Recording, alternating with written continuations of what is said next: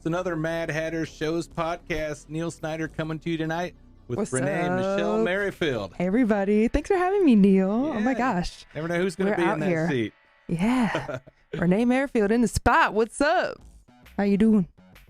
I'm going to let you just soak this in for a minute. Yeah. Feels good. Mad Hatter Show, baby.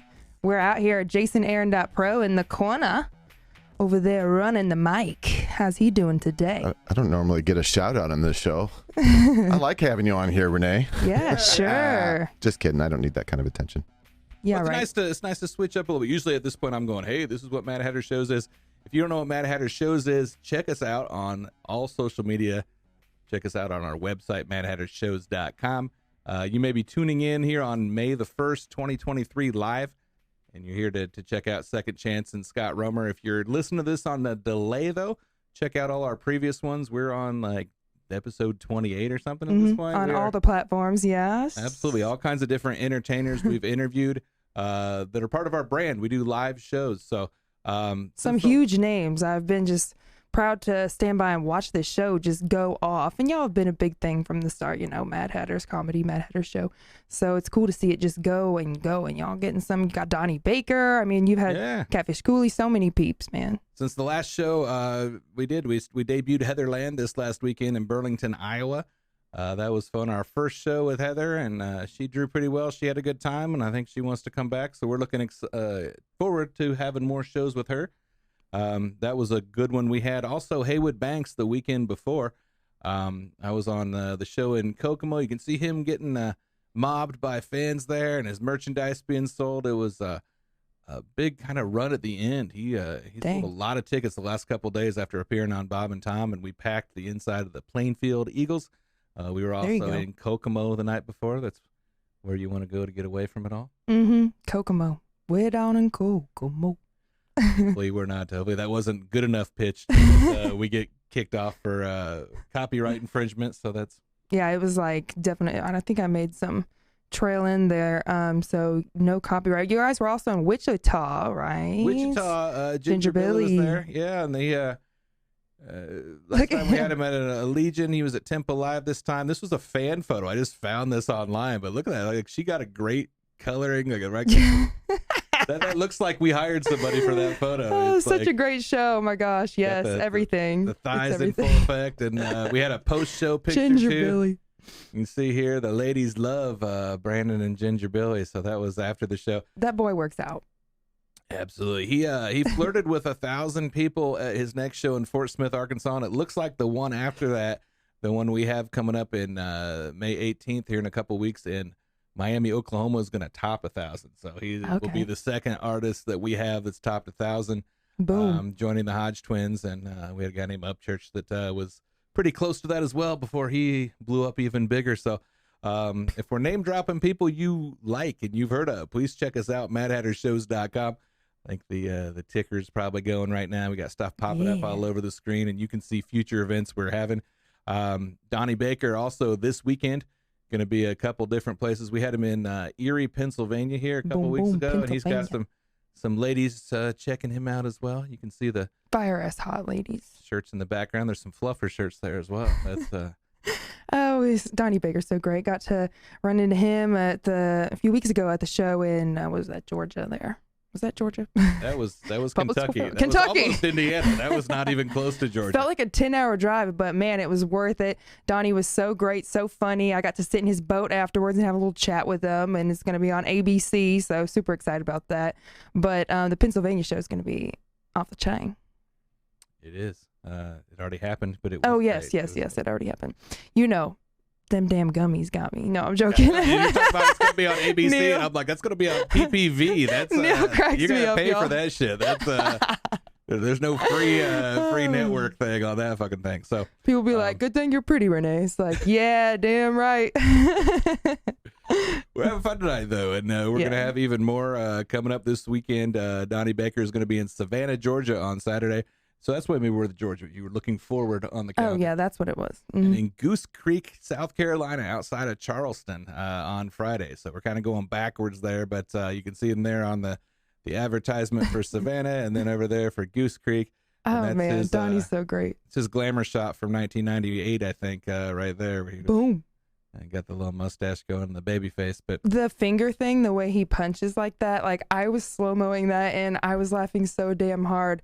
Just if you slow-mo it, it's like his second video, after the boat video, but he, when he's like, I'm gonna punch him, but he like does this thing with his pinky and his thumb just like that. And I was watching something, long story short, they did that. It was like a Kung Fu guy. I was like, what the fuck Donnie Baker was he doing?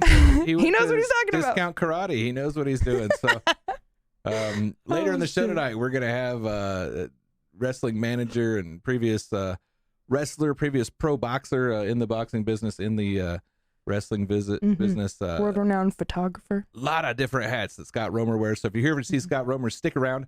Don't take off, because we've got another guy calling in here very shortly that has just as varied a list of all of his talents. It's Oh my goodness. like, he's like, hey, what should we put on the graphic? And I'm like, I can't put 12 different descriptors. We'll start with something and then we'll work our way back. This is going to be a great interview with Second Chaynce. What the freak. So excited about that. Yeah, this guy is multi-talented, doing all kinds of stuff with big artists too. Absolutely. Well, we're expecting him to call in at any time here. We've got other stuff on the website we want to highlight here, including some rescheduled dates, and we've added to the reschedule. So let's pull up some background footage of a guy that some of you recognize from his CMT show, Ed Bassmaster. Several different artists, different names of folks that he has worked with. Are you familiar with Ed Bassmaster? I am, of course. Do you have a favorite character? I don't know, not really. It's been a minute since I've seen it, but I vaguely remember. But no, they're all great from what I remember. It's like if you can't name 3 of your favorite songs, you don't know. Are they really your favorite? Same thing with is he one of your favorite social media stars, or is he? No, he's not. But now I'm gonna get uber obsessed with it. But look, is this the guy? This is the guy. We've got him in several states coming up, so it's gonna be a lot of fun. We're gonna have him coming up in, from my memory, Iowa, Kentucky, Tennessee, Indiana. Okay.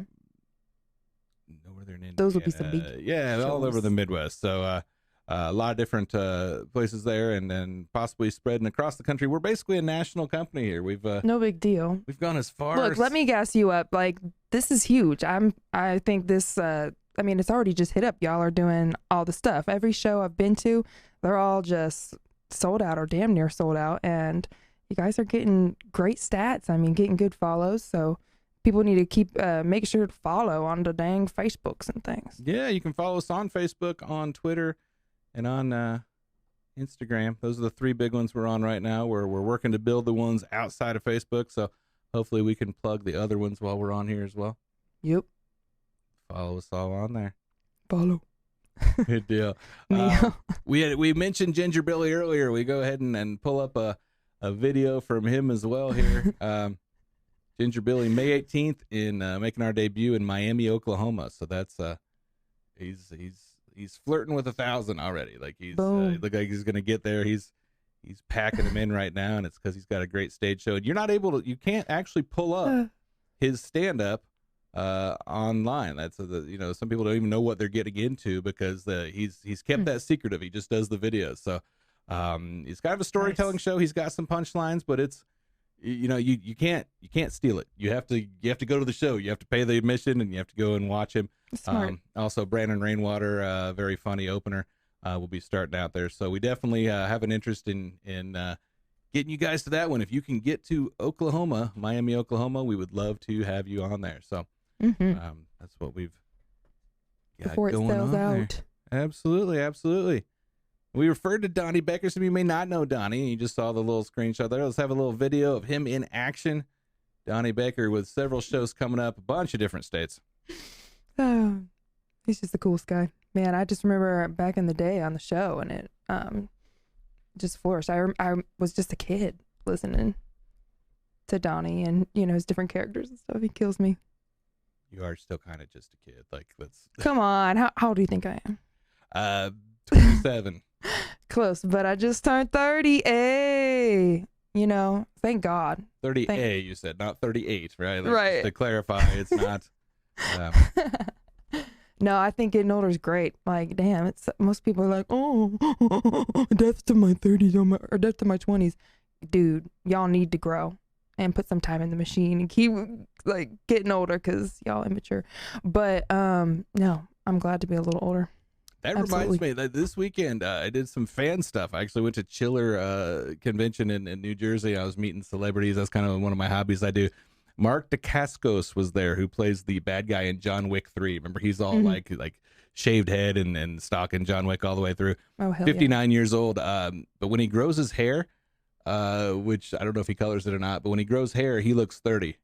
Which is ridiculous. I'm 44 years old, and I was like, why do you look 30? And he's like, are you hitting on me? And I'm like, the guy from John Wick 3, the bad guy. Yeah, I'm hitting on you and I'm straight. Said I was hitting on you. This is a weird Saturday. But You're like, what is happening? What is in this old fashioned? Yeah, there's something that I never thought I would actually say, but no. So I've been wanting JasonAaron.pro to grow some hair. I was curious about that whole thing, but he's been bald since like 1990.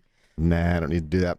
He's got a perfect bald head, wouldn't you say? So second Chance is actually commenting on the stream. He's like, hey.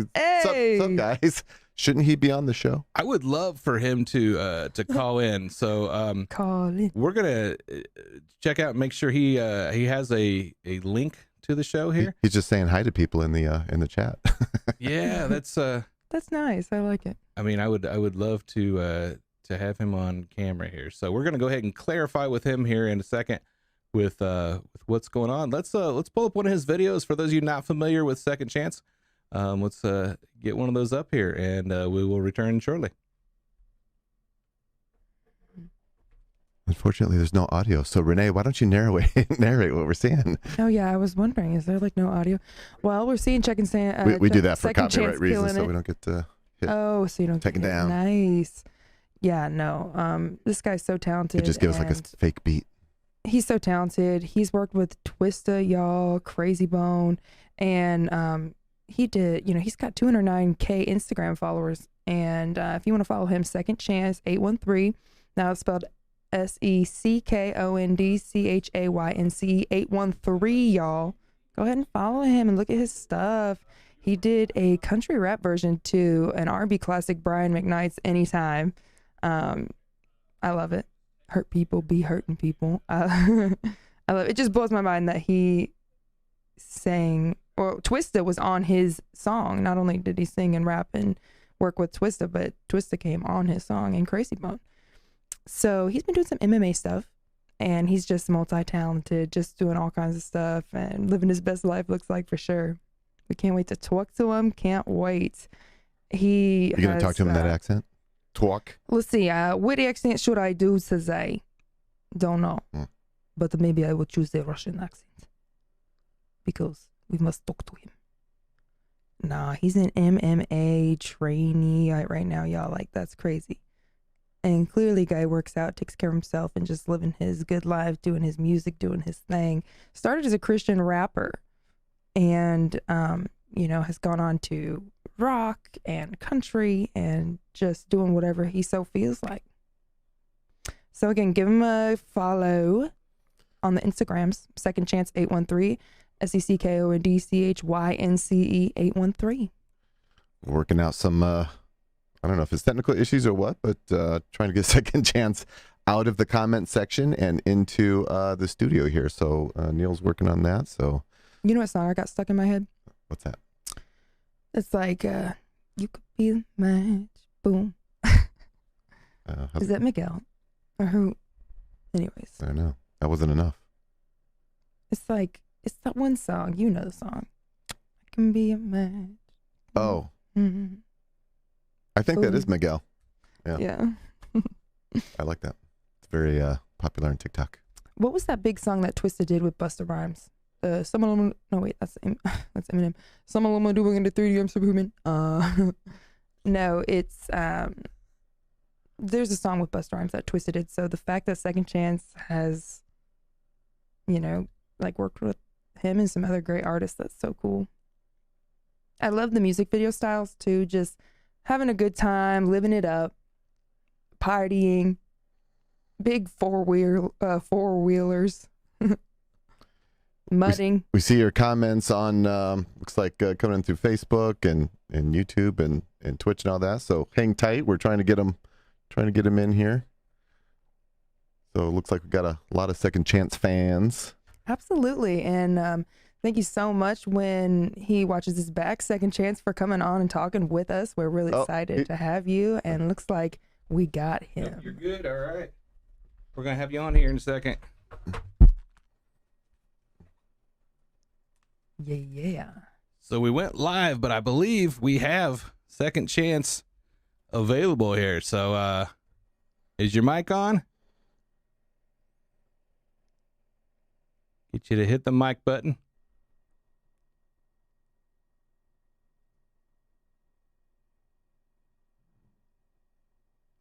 Beauty of live.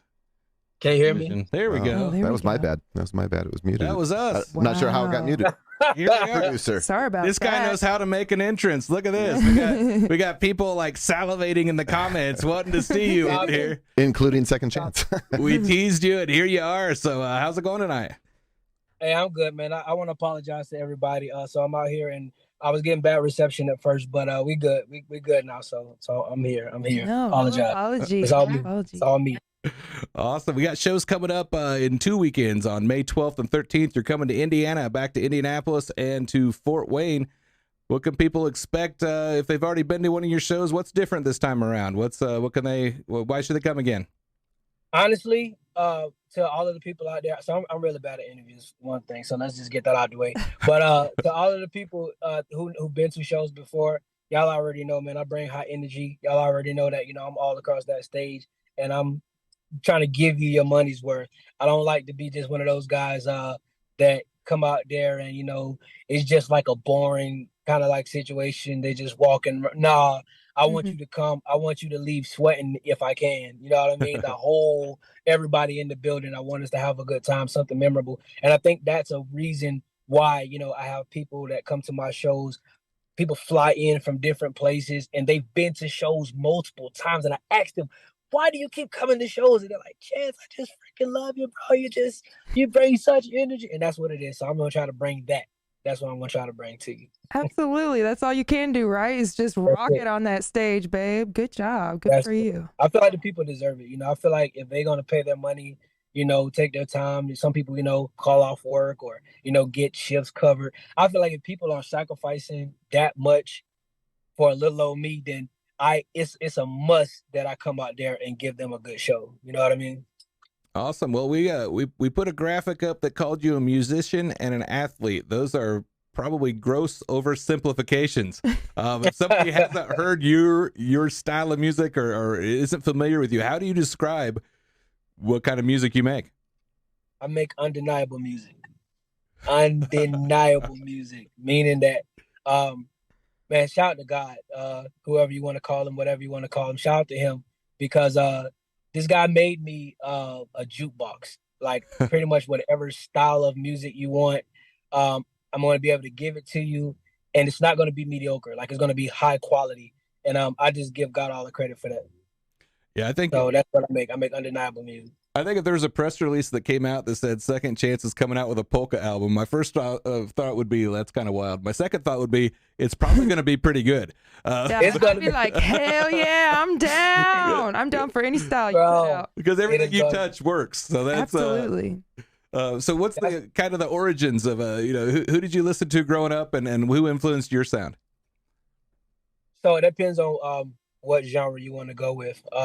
If you want to go with rap, then we're going to go with the Twisters, the Tech Nines, man, so many, Mystical T.I., Crazy Bone, oh Lord, there's so many people I'll be missing out on, but there's so many guys. A lot of the choppers, a lot of those guys that rapping like that. Like I'm such a student of that fast craft. It hypnotized me as a kid. And I just, it just followed me as an adult. But I also like the guys that were bringing the stories and the metaphors. So, I mean, a lot of you got different styles. I mean, you got the up north rappers who were bringing you the punchlines and the metaphors. And then you had the down south guys that were giving you our southern kind of like, twang, but, give you that just countryness mixed with it. So it's so much. You had the West Coast guys. I'm a blend of what, when it comes to just hip hop, I'm a blend of just all of that, of all of those. I'm a student of all of those sounds. And then with country music, oh my God, George Strait, Charlie Pride, Hank Jr. Oh man, Yes. so many, bro. So many. I got Tim McGraw.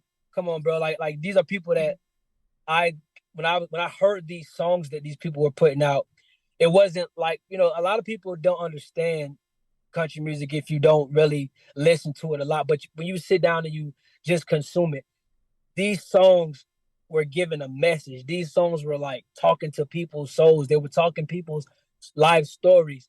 And I was hearing some of these songs that I didn't know as a little 8-year-old kid. I'm hearing Don't Take the Girl, and I'm trying to figure out why the hell I'm starting to cry. Like what what am I feeling all sad for? But I love this. Mama, play that again, you know what I'm saying? Type stuff. So, shout out to all of those greats of country music. I just connected with the soul of country music. That's really great. I think it's great you're so multifactual and that you don't let like society, tell you, like brand you or whatever. Like you are just all the stuff that you are. That's great. That's what took me so long. It took me so long to even come out with. I had been writing and performing country music on the low for years. But it was just the fact that, if I can be completely transparent with you guys and everybody's watching, it was just that, the stereotypes, it wasn't normal to see somebody like me, out here, doing it to the level that it could be done. And once I kind of just, kind of stuck my middle finger up at the world and was like, you know what, bro, I'm just doing what I feel in my heart. I'm so glad that I did, because that's what took off, to the masses. It started with Undeniable, and then once I dropped Head Over Heels, it was just like, from there. So, God bless everybody, for love. Yeah, absolutely. You brought up a couple rappers that you looked up to that ended up showing up on your songs with Crazy Bone and Twista. Who are some country artists you would like to collaborate with? Ooh. Luke Combs! Get Luke! Somebody get Luke on the track with me. Let's do this. Somebody pull these strings and get this happen. Whoever got the connections, make it happen. I'm joking. Honestly, man, I like Luke. I like I just like his writing, bro. His voice is so unique in this particular generation. I love what the kid is doing, man. So shout out to him. Shout out to Morgan Wallen. I think that Morgan Wallen is taking what the new age country music has become, and he's made his own thing with it. And I like it, bro. So I would love to do a song with him as well. Somebody else, who I could say, man. Obviously, man, if y'all can get Tim McGraw, man, let's go. Who else? Well, this isn't an order list. I can't get all these people, but that's hey, I never know. No, bro, you can get them. Who can see it and just take some luck and hard work, determination, and fate. Shit, and you never know. I'm gonna keep working. I'm gonna keep working. I don't. When the fact that I was able to do songs with Twista and Crazy Bone and even Chris Calico, that lets me know that nothing is like too far, because I never saw those things become impossible. But to be able to work with those guys who many would consider to be a legend, living legends right now in their crafts, no, nothing is impossible for me. So I'll keep working, and if those opportunities ever present themselves, then I'll know that God heard my little humble cry and I was able to make it happen. Absolutely. Freaking the big man. Am I right? Neil's like, come on, Renee. I'm like, no, the big man. That's what's up. Well, I just went and saw Morgan Wallen last week, so I got that concert experience there and watched him. He did like 28 songs that night. It was crazy. Yeah, so it was like an hour and 40-minute set. So it was I love that shit. So you got to put in. He must be training MMA like you. I don't know. Let's talk about that a little bit. Oh yeah, that's very interesting. Athlete side of you too. That's just when you think that look at everything he can do with rock music and country music and rap music. Something else you're good at. Right. Beating people up. Gotta stay fit somehow, right? Let's go. Bang, bang. How did that start?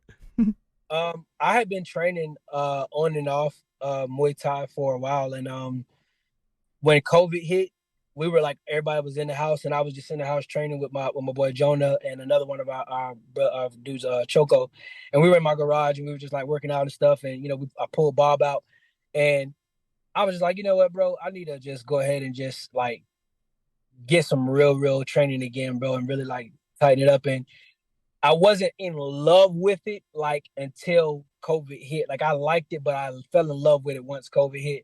And man, it just turns out I was just really good at it. Shout out to my coach, Crew Scott of Payak Authentic Muay Thai and Brazilian Jiu Jitsu in Odessa, Florida. Him and I, we started at Freestyle Muay Thai. Shout out to Crew Brian. We started at Freestyle Muay Thai, which is his brother's gym in Tampa. And then I was doing privates with Crew Scott during COVID. And shout out to James also for BJJ, Ragnar BJJ over there at Freestyle Muay Thai. I was on privates with those guys from BJJ and Muay Thai. And then after a while, me and Crew Scott just decided to open up our own gym called Payak in Odessa.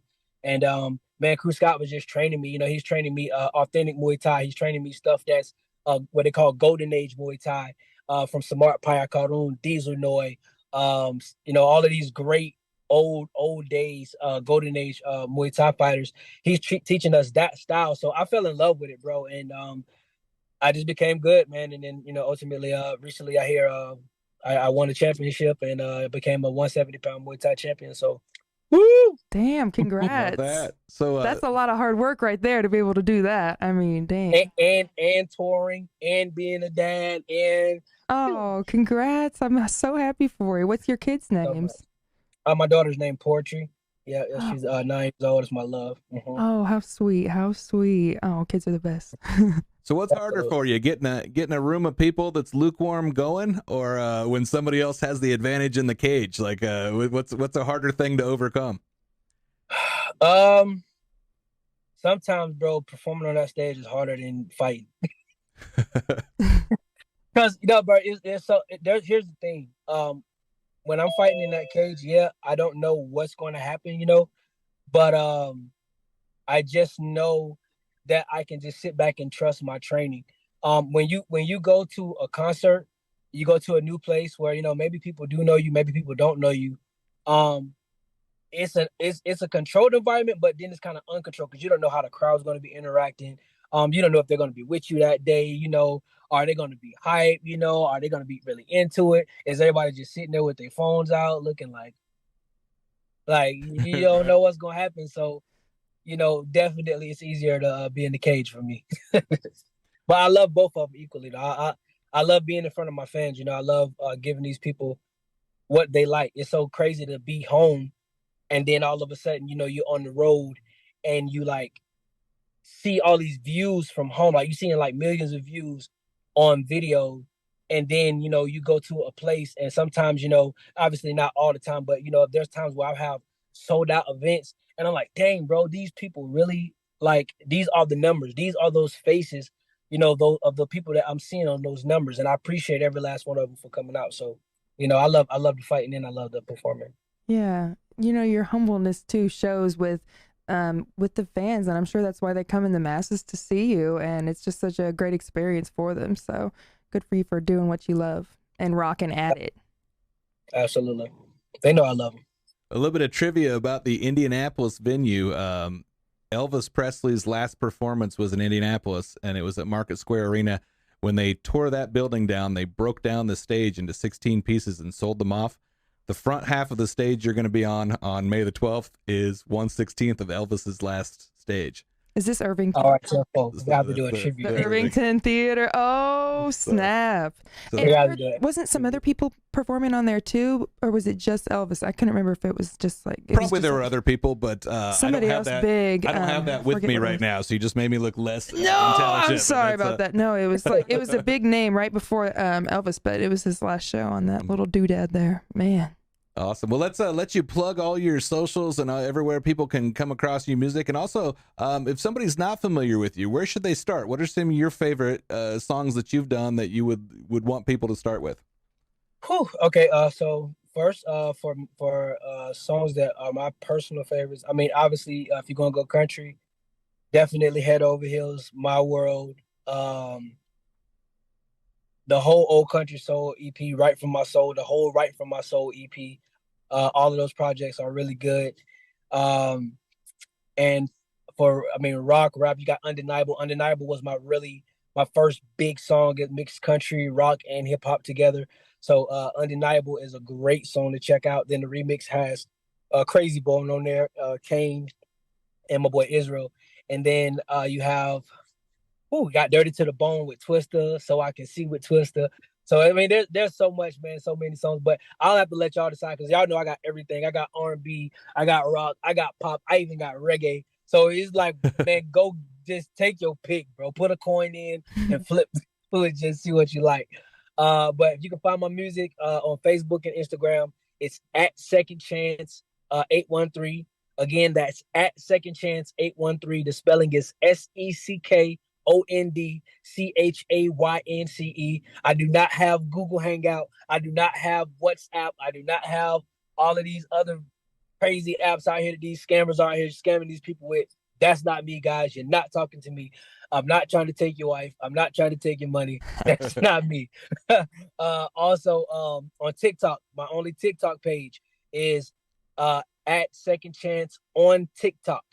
At Seckond Chaynce on TikTok. There are no extra letters. There are no extra dots. There are no extra symbols at all. Just at Seckond Chaynce on TikTok. Okay. My website is Seckond Chaynce Music, MUZIK.com. That is my only website. So again, if there are any people that are telling you guys to go to any other apps and so on and so forth, and they are scamming you, that is not Seckond Chaynce in your DM doing all that foolishness. So love you guys, and that's what's real. Yeah, and now's a good time to also bring up tickets are at madhattershows.com. Please go through that site and don't just Google it because we've actually had some counterfeit tickets showing up at shows, and we don't have to let you in if your ticket's not real. So crazy. Go to the site. It's crazy because they look really real, and then you get to the bottom and it's like the show's at 7 p.m. Nigeria time. There's the clue. Oh hell no! That's crazy. No, it's crazy, bro. That I don't know how much time ago, but it's just so crazy, bro. That's one thing. I'm glad that this is one good thing I like about interviews is that I can actually tell the people who they are talking to, man. So shout out to everybody that's here listening to this podcast. I don't know how many people are here, but shout out to all of y'all. And y'all just be careful, when you looking at these handles and stuff, make sure that you are paying attention to the details on those handles because, man, I've even got tricks sometimes. They'll put like a little dot, like a decimal or something right before the @ symbol, before the hat, and it's like, oh, you crafty bastards. Or they'll put like an extra T or extra K or something like that, and then they get like thousands and thousands of people thinking that they're talking to Seckond Chaynce. And I've had some situations where, wives have left their husbands thinking that they were talking to Seckond Chaynce, and, people sending these fake pages money. And I got a whole town of people ready to just tear me up. That's why you got to start fighting, man. You're trading. Y'all be careful. Y'all be careful, man. Be careful. That's all I can say. We appreciate you were able to get the feed going here so we could see you and talk to you too. We're going to see you on May 12th and 13th here in Indiana. Looking forward to the shows, and we'll let you have the rest of your night here. But thanks for stopping by. I love y'all. Thank y'all so much. Thank you. All right, we took the scenic route there, but we got a pretty fun interview. Oh, I'm such a goofball. Thanks for having me, Neil. No one ever tries to impersonate me, and wives are leaving husbands for me. Like, that's never happened. But Come on, don't lie to my face. That's something Seckond Chaynce has to deal with is people it's crazy. I don't know. It's hard to follow up Seckond Chaynce with someone equally handsome, but I think we pulled it off tonight. We did. We've got the author of this book right here. We'll zoom in on this here. When it was my life on both sides of the camera. Yeah, you've got to read turn it down. Turn it towards the camera with the red. There we go. I'm trying to. Can you hear me? There we go. Here's Scott Romer in the building. Neil, how are you? Hey, Good, what's up, good. Scott? Hey, it's like old times. I'm loving it. Thank you for inviting me. Long time no The Mad Hatter TV, Mad Hatter. What is it? MadHatter.com. MadHattersShows.com. Yeah, we've had you at a couple events, right? You came out to see Mick Foley. I did, and I didn't realize your involvement in the entertainment industry. I had seen you around for a long time, and then And then you gave me a dose of what you really do, and to support the artists and have guests. And even during COVID, you were promoting things. Yeah, you came So I to have the, nothing but Can't stop admiration Neil. the Jimmy for you, Walker Neil. show, the Jimmy Walker show that happened not only during COVID but during a blizzard. There's like 27 people at the Irving whenever Scott was there. Like, we're still putting the show on for these folks that braved it out here. They're through the trudging snow for us. and disease. Yeah, that's but yeah, I like my first impression, my first interaction or observing you. You probably didn't realize it, and I didn't know who you were at the time, but I used to go to the F&F Burns shows at the fairgrounds when Indianapolis had some boxing events, and you were involved with that. So just like with Second Chance, we oversimplified things by calling him a musician and artist. I think we call you an author and photographer. There's a lot more. That's stretching it. What did we leave out? Tell us who Scott Romer is. Well, my nickname is world-renowned photographer Scott Romer, and that is because I have made my living traveling around the world on somebody else's dime to photograph boxing and wrestling matches and get paid in advance. I mean, and get paid, of course, Right. to do what I want to do. And basically, I've never worked a real job. Here and there, maybe a little bit, but I've had so much fun. You mentioned F&F Burns. Fred Burns is my surrogate father in my book. I've got 4 fathers that supported me at different times of my life. And one early on being, and we're still best of friends, is Fred Burns. And he was the local boxing promoter. We did the fight nights at the Indiana State Fair Coliseum a few times a year. And Fred has since retired. He doesn't need the aggravation. What we would do, we would build up fighters' records. And, once they had a pretty decent record, they could fight for some pretty good money, get them a few ESPN shows. And then there was a term called cashing in. Right. And that's when the fighter is sort of, you could see that he's becoming shot. So you go for that last big payoff. And I used to take the fighters overseas, get them ready, wrap their hands, make sure they made their airplane and training, make sure they made weigh-in. And they would usually get paid, between $20,000 and $30,000 to fight for a British world championship or something like that. And as you know, customs only allows $10,000. So I was used as a mule to bring back the rest of the money, up to $10,000. And there have been some scary situations where I have been detained by the marshals. But playing it cool, they never searched me. And I was able to make my flight and do what I love doing. And that's taking pictures and taking fighters overseas and photographing championship wrestling matches all over the place. Yeah, definitely. This is Scott Romer, author of When It Was. Yeah. So yeah, you mentioned local boxers and this and that, but obviously you have met folks from all over the world, not just in the Midwest area. And photograph some legends. Yeah. This isn't a boxer here, but this is when people talk about pro wrestling, and some people don't watch pro wrestling on TV. But anybody like 60 or older, you say pro wrestling in Indiana, and they go, "Oh, like Dick the Bruiser." Like that's the next thing that comes up. And you later become Dick the Bruiser's son-in-law, which I just love. We Spike Huber, husband number 1, is being inducted into the St. Louis Wrestling Hall of Fame on May 14th, and I am one of the special guests, along with a whole series of old-time wrestlers from the 70s, 80s, 90s, and some current ones. There's going to be about 50 superstars. I think, what is it, May 17th? It's a Saturday. Yeah, I remember us talking. I don't have my calendar open, but Herb Simmons, he's the greatest independent wrestling promoter that ever lived, and he has put together an array of talent. And he also is in charge of the St. Louis Wrestling Hall of Fame, and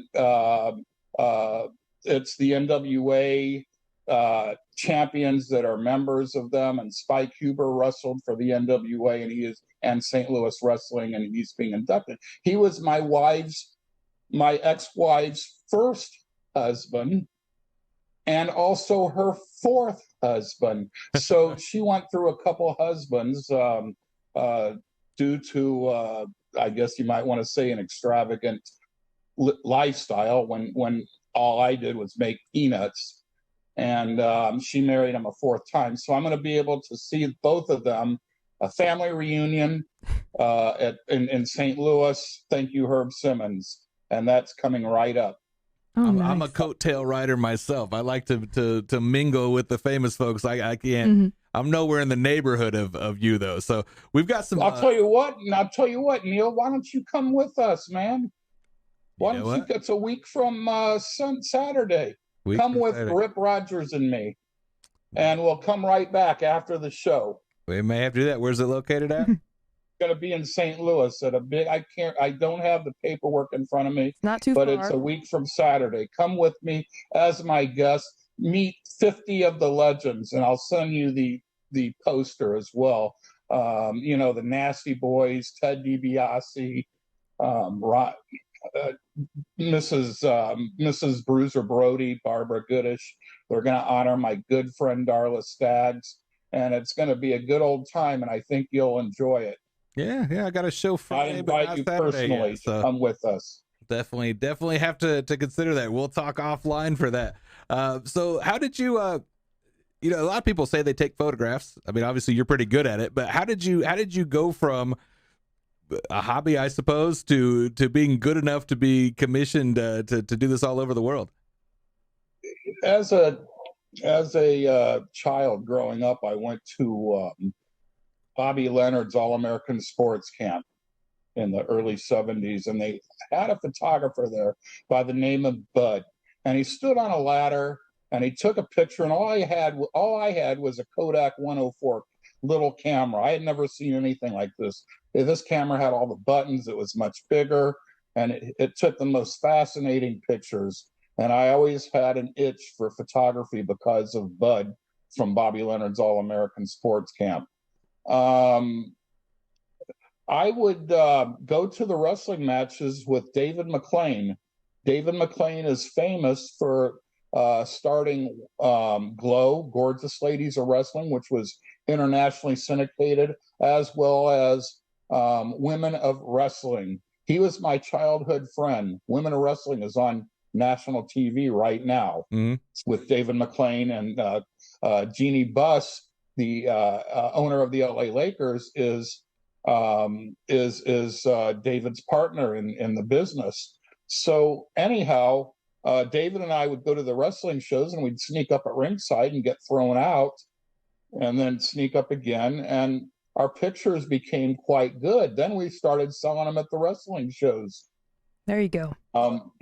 We would bring a stack, and during intermission, secretly pass them around to wrestling fans and collect a couple dollars per picture and make, $100. It was unbelievable. And Bruiser got wind of it, and he called us upstairs and asked if we were selling pictures, and we said yes. And he said, from now on, you can keep on selling the pictures. As long as I get 20%. David and I would wait upstairs. We were still in high school with the wrestlers, not leaving until sometimes 2:00 in the morning.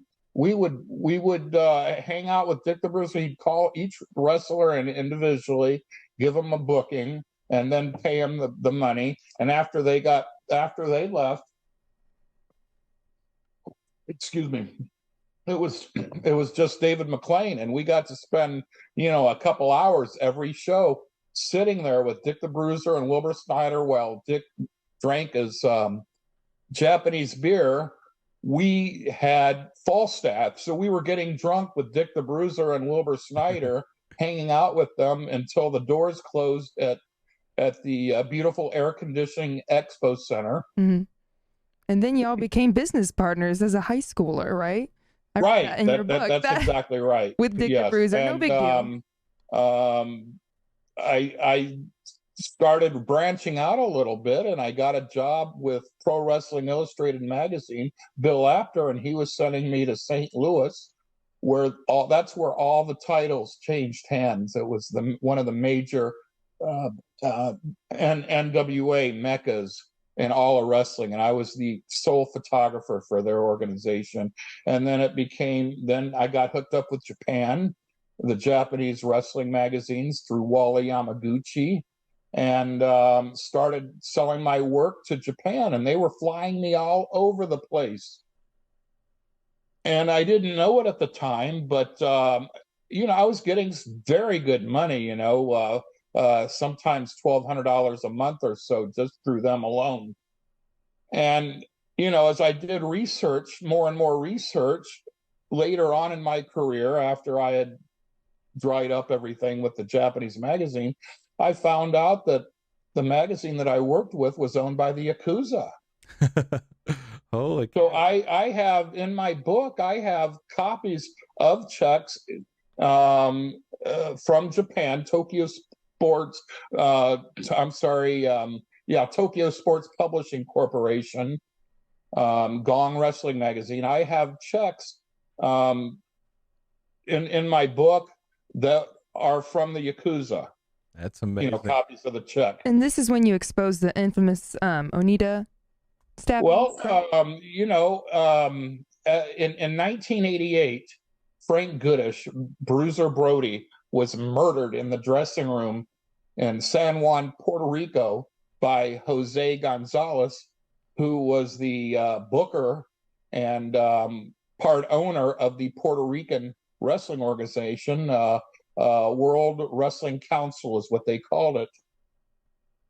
And Brody had bought into the company, and he wasn't a pushover, and if you didn't like it, he'd beat you up. And I guess he beat Jose Gonzalez up in a match many years beforehand, and Jose Gonzalez got revenge. He called him into the dressing room, or into the shower area. He had a towel wrapped around a knife around his wrist, and pulled out a knife and stabbed him to death in the shower. Well, he died in the hospital. Oh.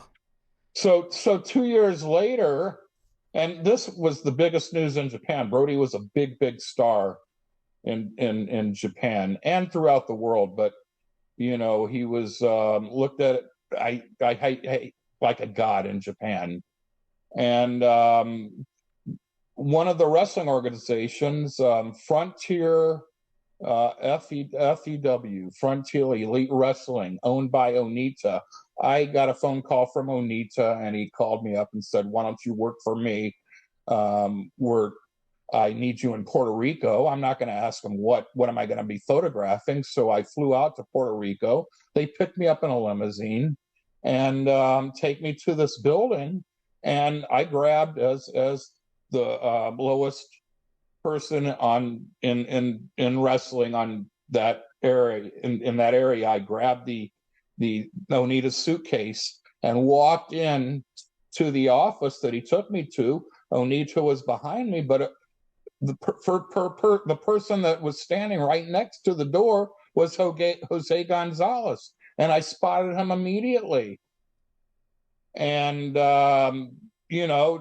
did my job, set the stuff out, got my camera ready, and we met in another room, and there was a fake fight between Onita and Gonzalez and his henchmen, or his stooges. They beat up I took fake pictures of Onita getting beat up, in which he gigged his head.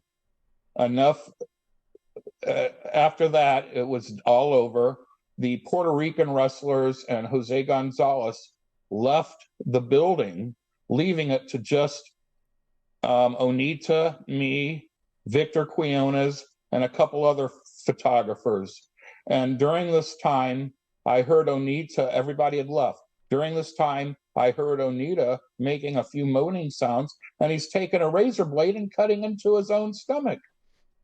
And he couldn't get any blood, and he couldn't get it in deep enough, the razor blade.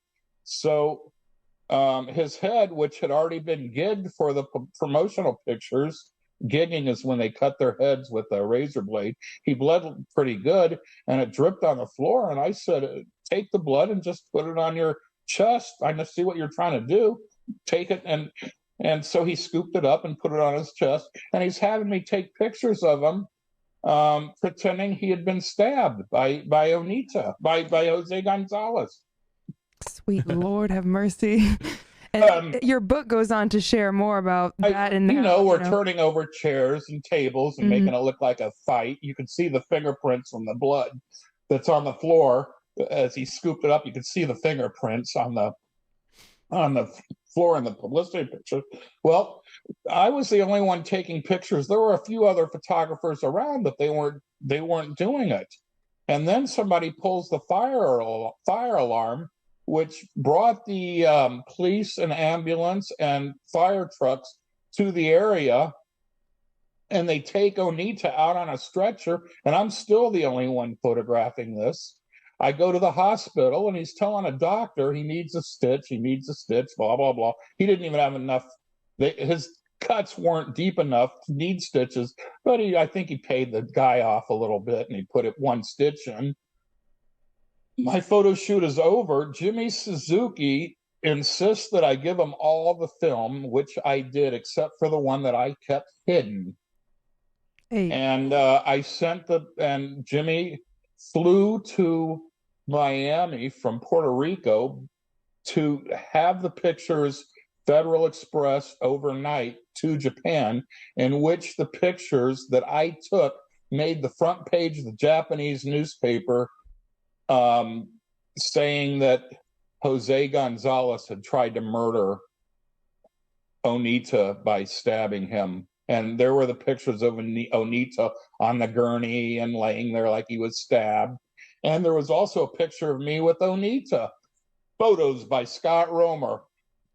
Well, I didn't think a whole lot of it, other than the fact is, why didn't those other guys shoot pictures and blah, blah, blah? Well, the reason being is that I was disposable. If the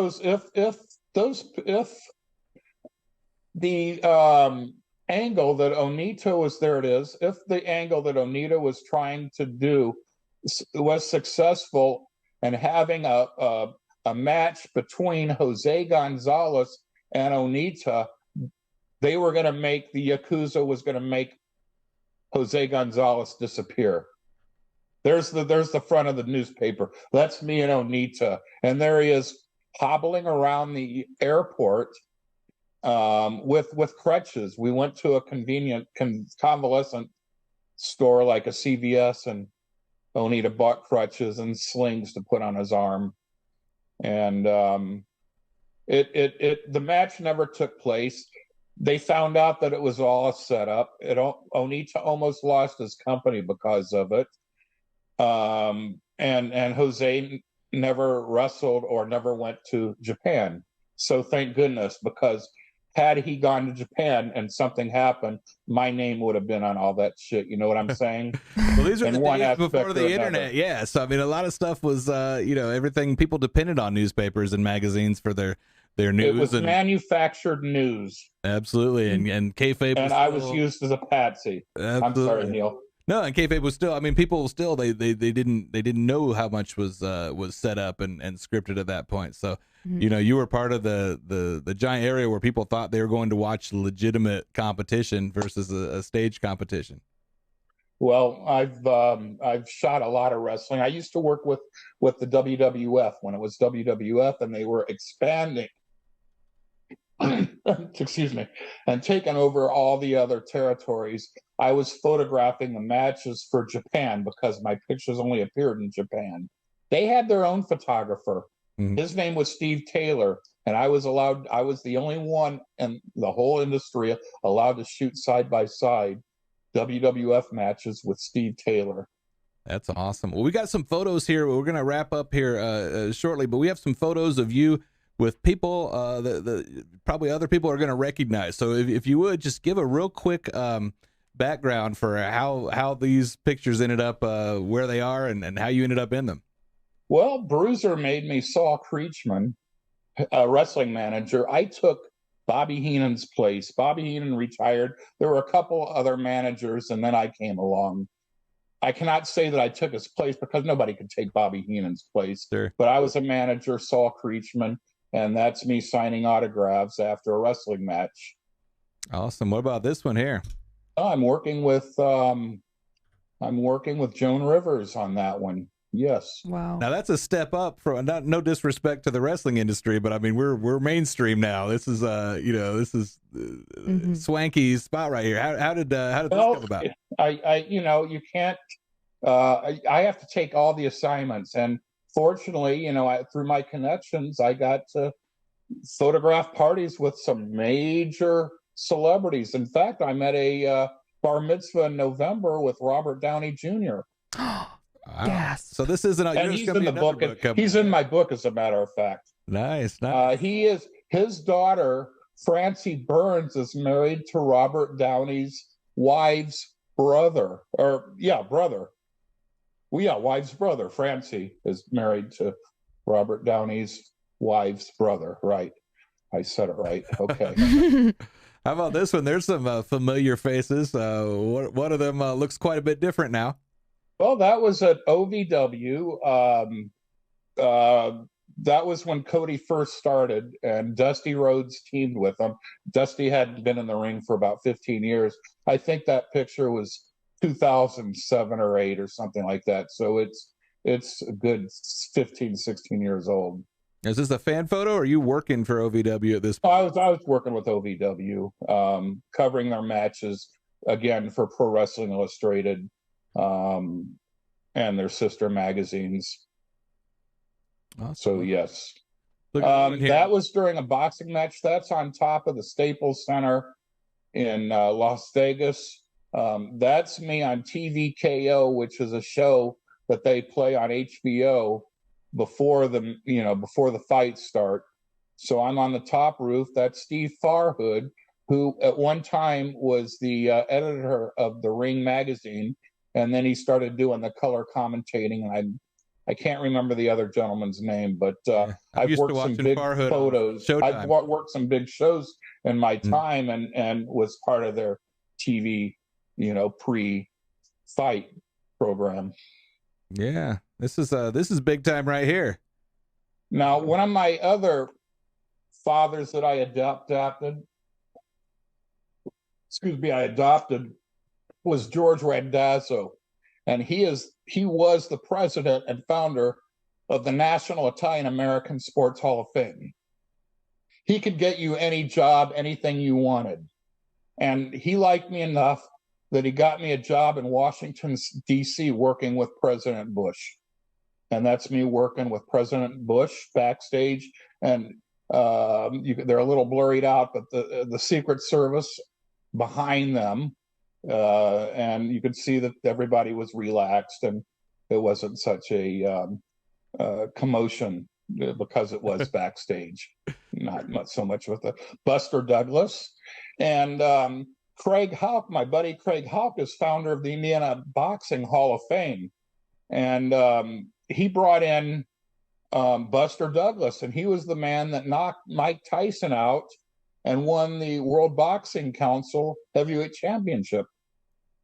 Yeah, that's amazing. I go through your photos and I'm jealous of so many of these where these aren't folks I see advertised places. I'm just like, man, he's had some incredible opportunities to meet some of these folks. So yeah. And I love how your book is a narrative, and it has over 250 of your photos, right? A lot with Muhammad Ali and just so many different peeps. Yes, and the front cover is a picture of me. I used to cover sorority parties, and that's those are Pi-Phis from Indiana University. That's probably a 30-year-old picture, and I had my porn stash there. But I thought that would make the appealing front cover of my book. Yeah, they love you, darling. They love my you. Life when it was, Yeah, well, I've seen you've been selling these at some conventions, but I assume that they're online also. Where's all the folks, where can people go to buy your book online if they're not local? Well, they could go to Amazon and type in Scott Romer. And of course, if you're a Prime member, the shipping's free. But I'll tell you what, Neil, if they go through me, look me up on Facebook or message me. I take Zelle and PayPal, and I'll sell them the book at the same price, $20. And if they mention Mad Hatter, I will pay for the shipping and also autograph the book for them. Look at that. There's wow, he more loves hookups us right there. Fantastic. That's so I kind. do. He called me out earlier for not having gone through his book yet, so this is going to have to be with me on all my trips here. I could get a chance to sit down and read it and browse through it because this is all very fascinating to me. And we'll have to have you on again sometime because I'm sure you've got enough stories for multiple episodes. That's the Fan Fest on the 13th. There it is, May 13th. My bad, at the Aviator Hotel and Ballroom. That's what I want. I'm inviting you to come with us, Neil. Awesome. And you could bring your camera or whatever and be a part of it. You're with us. You're there to help us. So you won't have to worry about having a ticket or anything. You're my guest. And you'll sit at the booth where you'll sit with Rip Rogers and myself. How does that sound? They're giving us a booth. We're going to drive up there, and then when it's over, drive back. All the way back from St. Louis, which sounds not that long since I drove back from Parsippany, New Jersey the other day. So that's Parsippany. Yes. Fantastic. Well, definitely appreciate you popping in here, Scott. Hopefully we get some folks that saw this and end up buying your book and being able to share some of these memories with you. Well, thank you again for having me. You're terrific. And come out and join us. Talk to you later. Thank you for having me. You're welcome at any Mad Hatter event as well. So, this has been a fun night. We had absolutely. We had some strangeness happen when Second Chance didn't realize how to get on here and that kind of thing. But all the comments, all the fans were like, "Second Chance." He's like, "Hey," it's like, "Wait a minute, where you at? Come on, we want to talk to you." But was that the real Second Chance? Right. But see, the thing is, all those comments then are going to look good when people discover that thread later. They're going to say, "Well, look at all these." Oh, he commented. Popped it up. What a humble, really nice guy. So talented. So it's got two folks that were different, but definitely had very interesting things to share, and basically multi-talented. We didn't even go over Scott Romer actually having pro boxing bouts himself. Like that's going to be another story for another day. Scott Romer's just got an extensive. I mean, both of them, Second Chance and Scott Romer have just extensive people that they've worked with, people that they've taken photos of and done songs with. So it's super cool. People that can name drop better than me. So I'm a little bit jealous. But, we've had some fun here tonight. I don't know which, we went through some videos earlier. I think we covered most of them, stuff that's coming up. But before we go off the air here, I want to highlight the shows that are coming up immediately. This weekend, we've got Donnie Baker in Savannah, Georgia on Saturday. The night before, we have him in Goose Creek, South Carolina, right outside of Charleston. So those tickets are at madhattershows.com. They're still available. We're at some lodges down there. So Donnie loves doing shows for veterans when he can, and veterans organizations. His dad was a vet. So we're actually at an American Legion and a VFW this weekend. So come on out, and your tickets are supporting a pretty good comedian and supporting good cause me as well. But you're also when you're sitting in there, you're supporting a service organization and the troops. So it's very American to come to the Donnie Baker shows this weekend. So that should be a lot of fun. We've got a spoiler here too. If you've made it to the end of the show here, not all of his tickets are on sale yet. We've got an early poster that we'll see if this gets screenshotted and shared tomorrow. All the way into 2024, we've got some Mad Hatter shows events coming up. So you can see here we're going to Iowa and Kansas, South Dakota. We're going to be in Paragould, Arkansas. I haven't been on that stage yet. I've been there working a couple shows, and I'm going to be able to open for him in January there in Paragould, Arkansas. So that's a big one for me. Coming back to and you just opened up for him as well, and you did so amazing. Of course, you've done that a few times. Yeah, I'll be there this weekend. Me and Riot will be opening those shows. So keep tuned to madhattershows.com. We're always adding new dates, but you can see here we're booked all the way into 2024 with Donnie. So boom. That'll be a lot of fun. And then the next weekend after that, Second Chaynce, we obviously have spoken a lot about those two shows that we brought up, the Irving Theater and everything that was the history there. Pierre's is a pretty cool place as well. It's an entertainment complex. They've got a big bar there. They've got a side room called Stands. We're going to be in the main area with Second Chaynce on Saturday the 13th. So come on out to those tickets at madhattershows.com. And then another show I don't think we hit on yet because we kind of were adapting to this and that. But sometimes people are like, hey, when can I see you do a long set? You're always opening for people. You're always producing shows. You can see me in Lebanon, Indiana at a very cost-efficient show here on May the 19th. And that's why I wasn't able to immediately accept Scott's offer there, because that weekend I already have a comedy show and I had plans for the next day. We'll see how that goes. Okay. But May the 19th in Lebanon, Indiana, we're going to be at Carmack's Pub. It'll be a new venue for us. And that should be fun. It's a little intimate venue. I think it holds 60 people. Tickets are $5 on brown paper tickets. You can look up Comedy Night in Lebanon. I'll be co-headlining that with Brad Rigler. And we got a local guy that's named Ian Kennedy that's going to be opening that show. So we would love to see you out there. That's not a MadHatterShows.com thing. You got to go to brown paper tickets, or you can reach out to Carmack's Pub on Facebook, or you can just give them a call.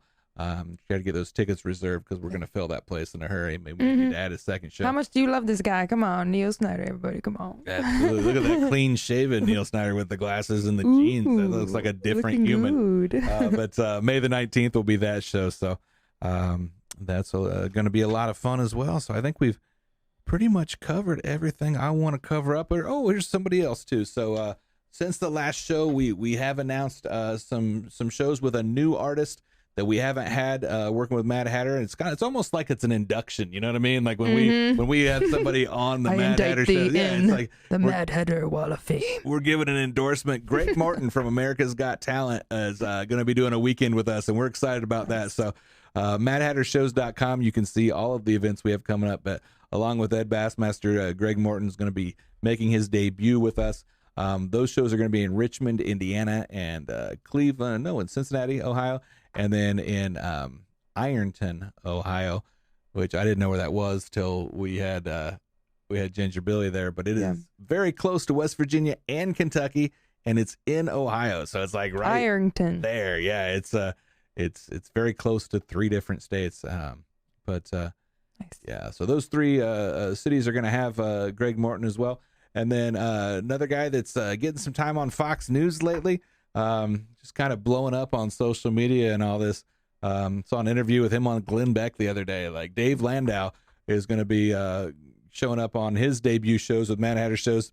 My first ever guest set, my first ever non-open mic club show came in front of Dave Landau at Jester's Comedy Club in West Lafayette, Indiana, back in like 2012. So this will be fun to work with him again. We're going to have him in Indianapolis and in Hobart, Indiana here this summer in August. So would love to have all of you join us at one of these shows. If you're close, you'll notice there's a lot of Midwest stuff, but especially with Donnie Baker and Ginger Billy, we're going to be all over the country. And so MadHatterShows.com. We want you to follow us. We want you to follow us on social media. You never know when we're going to come into your backyard and you'll want to come out and see a show. So tonight had a lot of changes. People don't necessarily know that you didn't know you were on this show till about 6 p.m.